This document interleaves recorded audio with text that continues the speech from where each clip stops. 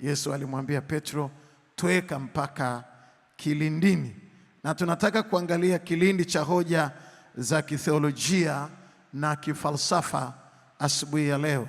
Kilindi cha hoja za kitheolojia na kifalsafa. Hoja ya kwanza, Mungu alimwambia Ibrahimu kuwa msimu wa kukaa na watu wa nyumbani kwake na nchi yake umeisha, na sasa alitakiwa kubadilisha mfumo wa kimsimu katika maisha yake.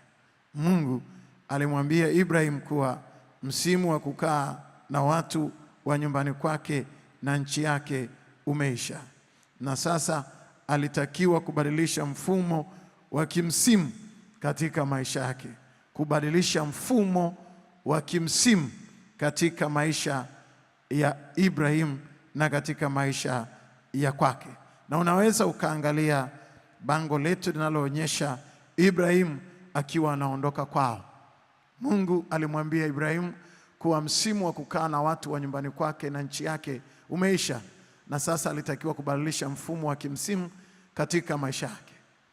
Na hii ni jamii aliyoishi nayo. Hapa ndiko pana baba yake, pana mama, pana mjomba, pana shangazi, wana kijiji wenzake, falsafa za kijiji. Moja ya falsafa iliyokuwa katika hii kijiji ni kuabudu sanamu. Walikuwa hawamjui Mungu, walikuwa ni waabudu sanamu, washirikina. Kwa hiyo Mungu wa kweli anapomtokea, anaona akibaki hapa na ushirikina uliopo na falsafa ya kuabudu sanamu, nothing done, amna kitu ambacho kimefanyika. Kwa hiyo lazima move from one place to another place. Anaondoka hapa kwenda mahali pengine, na hapa analazimika kuachana na culture zao za kuabudu sanamu. Anapaswa kuondoka kwenye falsafa na fikra ya mipaka ya kijiji, pamoja na sio tu ya kijiji, ya kinchi, la milima inayomzunguka na picha aliyozoea. Na amekaa hapa kwa miaka 75. Ibrahim anaondoka hapa akiwa amekaa hapa kwa miaka 75. Mabibi na mabwana, kile ambacho nataka kusema hapa asubuhi ya leo ni kuhusiana na mabadiliko ya ndani. Mabadiliko ambayo yanaweza yakaleta matokeo katika maisha ya kwako. Si kwamba nasema leo kati ya mawasiliano na baba na mama yako na kijijini kwako.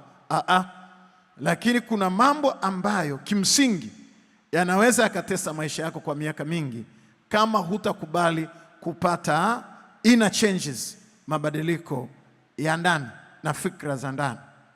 Moja tu kwa mfano,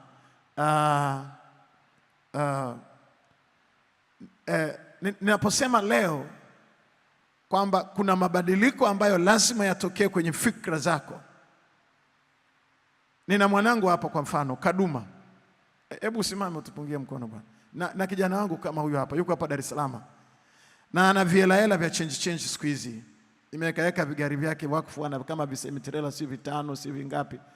Anyway, alafu anaacha kukutana na watu walioko Dar es Salaam ambao wana semitrela 300. Akawa na fikra za kuenda kutambia kijijini kwenu kule. Kijiji gani kwenu kule? Wilaya gani kwanza, mkoa gani? Njombe. Makambako.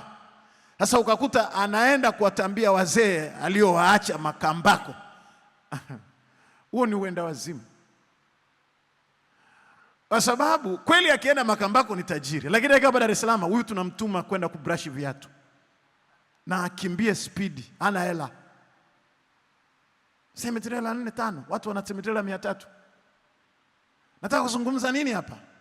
Nataka kusema kama falsafa ya mahali ulikokuwa haitabadilishwa kwenye brain yako, unaweza ukajisifia ukafikiri wewe ni mtu wa maana. Ngoja nikwambie, tajiri aliyeko hapa Tanzania ukimpeleka South Africa anageuka kuwa maskini mara moja. Atakutana na wakubwa zake pale na watamtuma. Na tajiri aliyeko South Africa pia ukimtoa Afrika Kusini ukampeleka New York Marekani, ukampeleka Washington DC Marekani, naye anageuka haraka sana kuwa ombaomba. Kwa sababu tunatofautiana.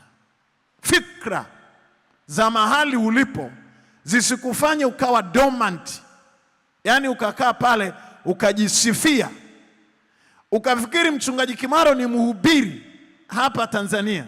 Ukinipeleka South Africa nakutana na mabingwa watumishi wa Mungu. Mmoja wa South Africa aliyoko pale South Africa nani bwana? Pastor nani? Pastor nimemsahau jina lake huyo jamaa, lakini yuko very powerful. Kwa hiyo ukinipeleka hapo na mimi pia naenda hapo, na bidii niwaambie naomba mniwekee mkono wa upako ukitoka nje ya box. Lakini pia aliyeko South Africa na ukampeleka Marekani akakutana na kina T.D. Jakes, Bishop T.D. Jakes akakutana na kina Joel Osteen. Mimi nilienda hapo, nilienda kwa T.D. Jakes, na tulipofika ilikuwa ni ibada ya Jumapili. Newcomer, yani wageni ambao wamekuja kusali, na mimi nilikuwa ni newcomer mmoja wapo. Tulipofika tu pale, newcomer ni watu 20,000, yani hao ni wageni wametembelea ibada. Washarika wa pale ni 200,000, 300,000.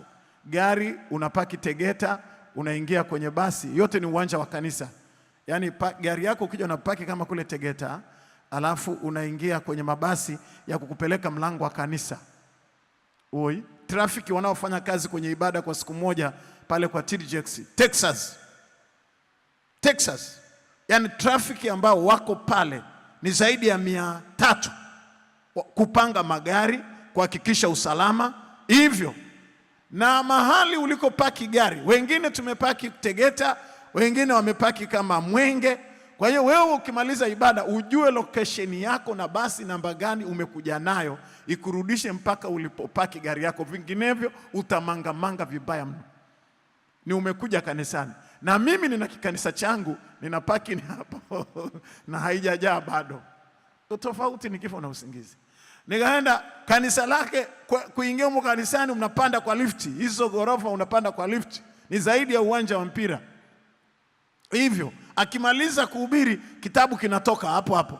Yaani akimaliza somo kama ile ambalo anafundisha, wakati anafundisha hapa kuna mashine automatic zina print vitabu. Kwa hiyo akimaliza kwamba ni session ya wiki moja, ni session ya wiki 2, akisema amen na kitabu kimetoka. Mimi cha kwangu cha mwaka juzi ndio kinataka kutoka sasa hivi, na profesa amekuja kukisemea hapa jana kwa mkora vibaya mno. Oi, kifo na usingizi. Nikaenda kwa Joel Osteen Houston, huko Texas Marekani, lakini Houston. Kaenda Houston, lakini nikaangalia ibada na mpango wa ibada na namna ilivyo. Na ukiangalia brain ya huyu mtu, watu wanakuja kanisani na helikopta, yani helikopta zinashuka hivi, watu wamekuja kanisani. Sisi tulikwenda hapo jioni, ilikuwa ni siku ya katikati ya juma. Ibada ilikuwa ina watu karibu 170,000. Ni ibada ya fellowship, yani ni jioni kwenye evening glory. Nikachoka. Nikarudi nikamwambia Bwana, hata mimi nimeona, lakini ninashangaa hiki ni kitu gani, na ni mwanadamu wa namna gani, na mambo gani yanayofanyika. Sasa nataka kuzungumza nini asubuhi ya leo? Mabadiliko makubwa ya kwako hayawezi kuja kwa kushikilia mifumo na misimu ya kizamani.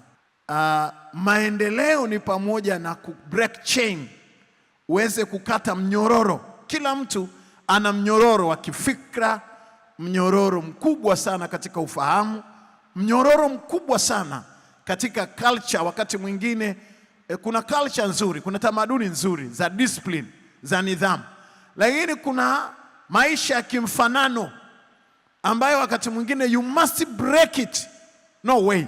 Yule jamaa kama unavyoona anaenda kwenye njia ya kwenda kwenye kusudi la kwake. Kama ni mhubiri, kama ni muombaji, lazima ujue Mungu anahitaji nini kwenye maisha kwako.